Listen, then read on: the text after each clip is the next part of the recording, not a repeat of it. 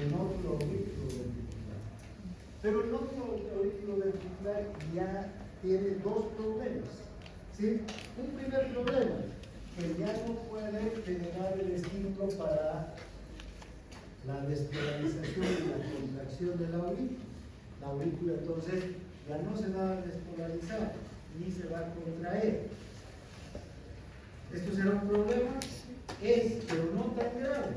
¿Por qué? Porque recuerdan que cuando estamos en el ciclo cardíaco, con que se abra la válvula auriculoventricular es suficiente para que pase el 80% de la sangre de la aurícula al ventrículo. ¿Sí? Y cuando se contrae la aurícula, ¿cuánto de sangre pasa? 20%. ¿Sí? Entonces no es mucha sangre, con ese 80% podemos vivir, ¿no es verdad? Tal vez no voy a poder subir las ramas hasta aquí a toda velocidad, ¿sí? Voy a necesitar toda la sangre funcionando o circulando, pero me alcanza para vivir una vida más o menos reposada, ¿no?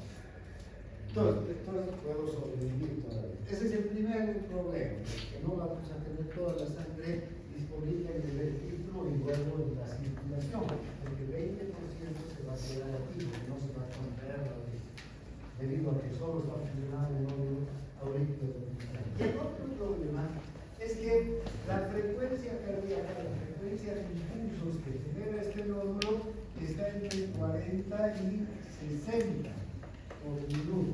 Más lentamente entonces funciona el corazón. ¿Sí? El corazón se vuelve más lento. También entonces eso influye, ¿no? No va a poder enviar tanta sangre. Y finalmente, estas fibras de Purkinje, cuando estos dos ya no funcionan, también son capaces de entrar en acción. Pero el problema de estas fibras de Purkinje es que pueden despolarizar el ventrículo, no hay problema, igual que las auriculoventricular, pero lo hacen a una frecuencia de 20 a 40 por minuto. Eso ya es muy lento. La verdad que con eso no podríamos sobrevivir, tal vez pudiéramos vivir solamente echados y sin hacer nada en absoluto, ni siquiera poder levantarnos para ir al baño, porque ya nos faltaría la cantidad de sangre circulando, ¿no? No podríamos emocionar, nada. La emoción fuerte ya paro cardíaco, porque muy poca sangre está circulando. Entonces, vean, ese es el problema de esto. ¿Para qué sirven entonces estas fibras de Purkinje? Cuando hay una estimulación del nervio vago, cuando el nervio vago se estimula muy intensamente, puede paralizar al corazón. ¿Sí? Pero no lo va a paralizar, definitivamente. ¿Por qué? Porque las fibras de Purkinje son capaces de generar el estímulo y despolarizar. Y entonces se contrae y otra vez el corazón entre su frecuencia cardíaca normal. Ustedes han visto películas en las que un agente secreto le da a le da un masaje a alguien lo desmaya. Eso es verdad. Se puede estimular el vago, ustedes saben que el vago, ¿cómo está bajando? ¿Por dónde? ¿Qué se llama ese paquete? Básculo nervioso, que está por más o menos debajo del esternocleidomastoideo, el corte anterior del esternocleidomastoideo, ¿no? Está bajando junto con quién. Están ahí también, el vago, la carótida y la yugular, ¿no? Entonces, hay gente que puede estimular, sabe cómo hacer esta estimulación, se desmaya, pero no.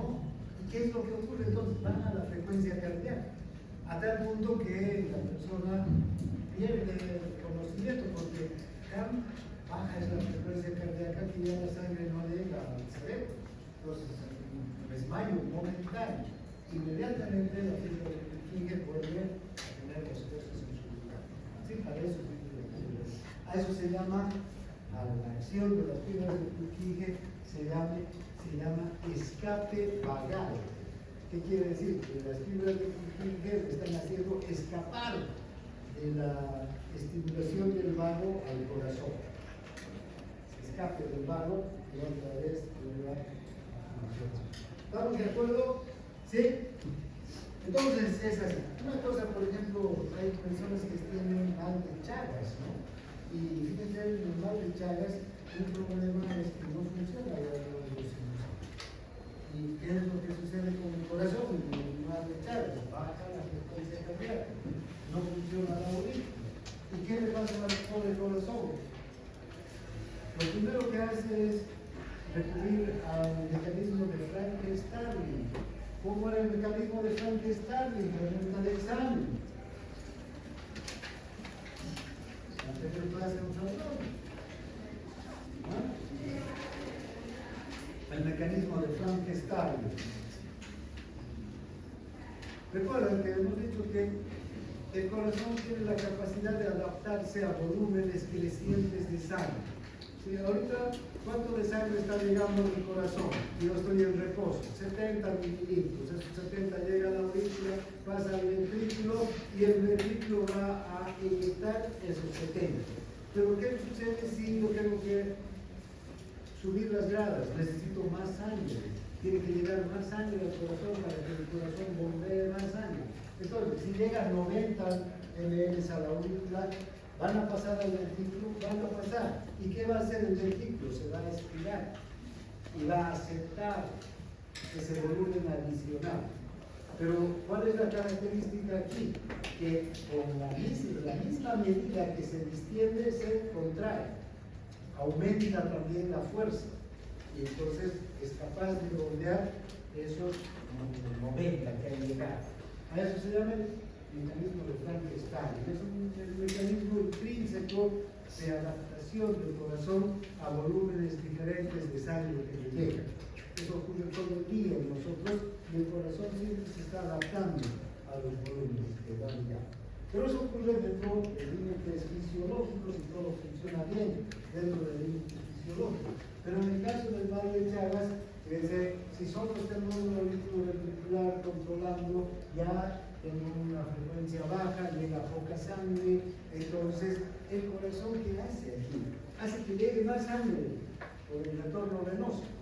El sistema circulatorio va a hacer que llegue más sangre. Y el corazón aquí, ¿qué va a pasar? Se va a distender. Y entonces van a llegar ya a los 70, 90, y va a bombear los 90. Y va a bombear los 90. Perfecto.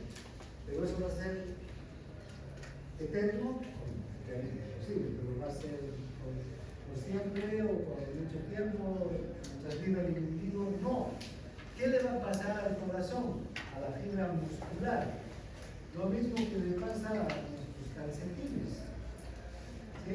Cuando nuestro calcetín es nuevo, el elástico del calcetín, ¿no?, se aprieta bien a nuestro pie, a nuestra pierna. ¿Sí? Incluso deja una marca, ¿no? ¿Por qué? Lo distendemos, nos ponemos y queda bien. Pero cuando ya con años nos hemos puesto el calcetín, ¿cómo es el calcetín? Ya ni aprieta, se empieza a chorrear. ¿Qué ha pasado con el elástico? Se ha vencido. Este elástico lo estiramos y apenas se contrae. Y seguramente el elástico nuevo era de este tamaño. Y después ha crecido, tanto estirarse y contraerse, tanto estirarse y contraerse. Y después se estira un poquito y se contrae menos todavía. Exactamente lo mismo le pasa a la fibra del corazón. ¿Sí? Entonces el corazón se extiende al principio muy bien, ¿no? Y se contrae. Es el mecanismo de Frank-Starling.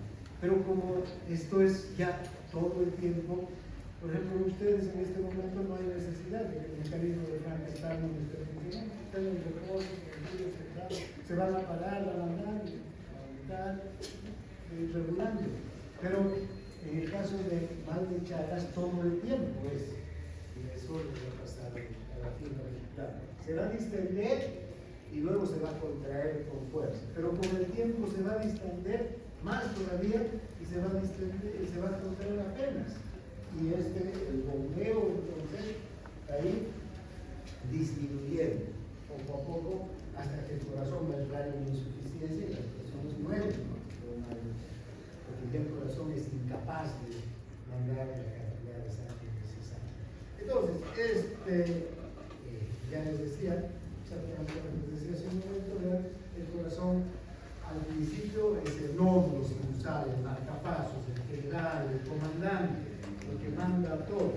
Pero cuando el nódulo sinusal fracasa, empieza el nódulo auriculoventricular. Y cuando el nódulo auriculoventricular ya no funciona, es quien las fibras del músculo. Bien. Ahora, puede haber también algunos marcapasos anormales, que son focos atópicos en algunos corazones. Vamos a encontrar, en este dibujo podemos decir, por ejemplo, podría haber aquí una cantidad de células que embriológicamente formen parte de las mismas células del nódulo sinusal o del nódulo auricular. Y entonces, ¿qué va a pasar? Estas células van a tener la misma capacidad de despolarizarse que el nódulo auricular y se despolarizan independientemente de esto. Y entonces van a hacer que el corazón funcione no sincrónicamente, porque gracias a este sistema el corazón funciona pues como un reloj sincrónico, ¿no? Perfectamente. Se despolariza, se contrae la aurícula, se contrae, luego se pasa la sangre, se relaja la aurícula, mientras tanto se contrae el ventrículo, ¿no? Tiene que ser un mecanismo sincrónico perfecto. Pero si hay unas células que empiezan a generar anárquicamente el estímulo en otro lugar, aquí se va a despolarizar y se van a contraer estas células. ¿Y qué van a conseguir? Que la contracción del ventrículo no sea efectiva. Entonces, va a llegar. Estos nódulos ectópicos son muy peligrosos e incompatibles con la vida, ¿no? Estos marcapasos ectópicos pueden provocar arritmias graves.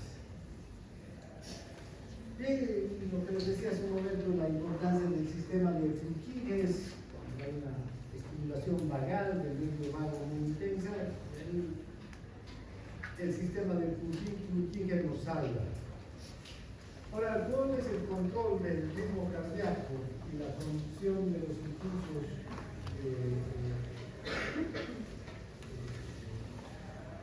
de los latidos cardíacos? O sea que, si bien el nódulo sinusal genera el estímulo y el mecanismo de Frankenstein es capaz de también ayudar al bombeo, ¿quién se ocupa de la frecuencia cardíaca cada vez que corremos, cada vez que nos emocionamos, cada vez que nos da una pesadilla? A notar que cuando nos da una pesadilla y despierta que su corazón, ¿cómo está? Acelerado, ¿no? Ese mecanismo ya no es, digamos, atribución del nódulo sinusal. El nódulo sinusal no aumenta ni disminuye la frecuencia cardíaca. Tiene una ritmicidad automática, es decir, una ritmicidad que siempre es la misma. Pero nuestro corazón puede aumentar o disminuir su frecuencia cardíaca. Para eso están los nervios simpáticos y parasimpáticos. ¿Ya? El parasimpático es el nervio vago. El nervio vago, aquí está. El nervio vago, y esta puede ser pregunta de examen. Les estoy dando pistas del examen, porque esto sí es importante.